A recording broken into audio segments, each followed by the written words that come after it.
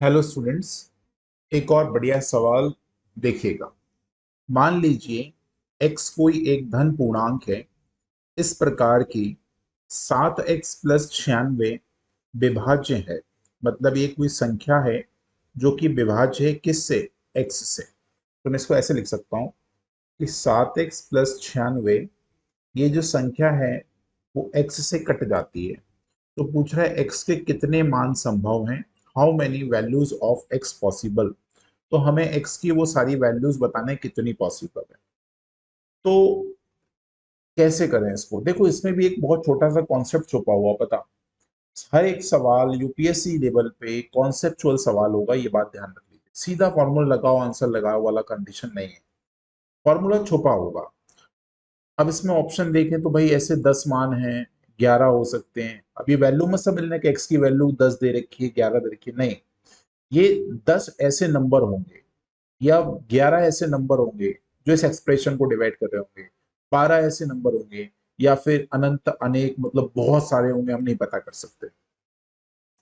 तो ऐसे कॉन्सेप्ट को समझिए।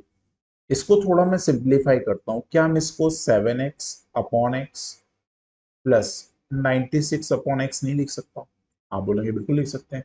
भाई 7 से तो 7 कट ही जाएगा, मतलब इस 7 से तो कोई फर्क नहीं पड़ता x क्या होगा। लेकिन ये जो 96/x है, इसमें 100% डिनोमिनेटर में वो सारे नंबर आएंगे। ध्यान से सुनिएगा मेरी बात।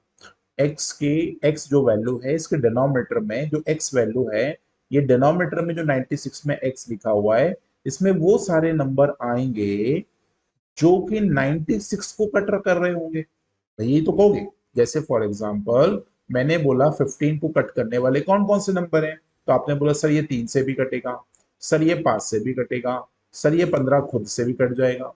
तो आपने चेक किया ना भाई कितने नंबर आए। तो मैं बोलूँ भाई एक्स की क्या क्या वैल्यू होगी, तो आप बोलोगे सर 15 को काटने वाले नंबर आएंगे, बस यही होगा। तो भाई मुझे बताओ 96 को काटने वाले कितने नंबर हैं।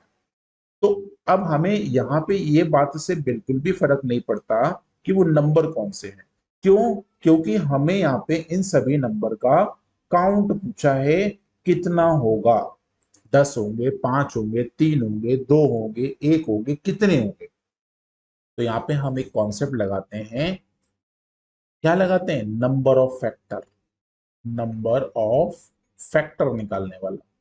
अब मुझे एक चीज बताओ, 96 के जितने भी फैक्टर होंगे वो सभी के सभी नंबर 96 को काट रहे होंगे।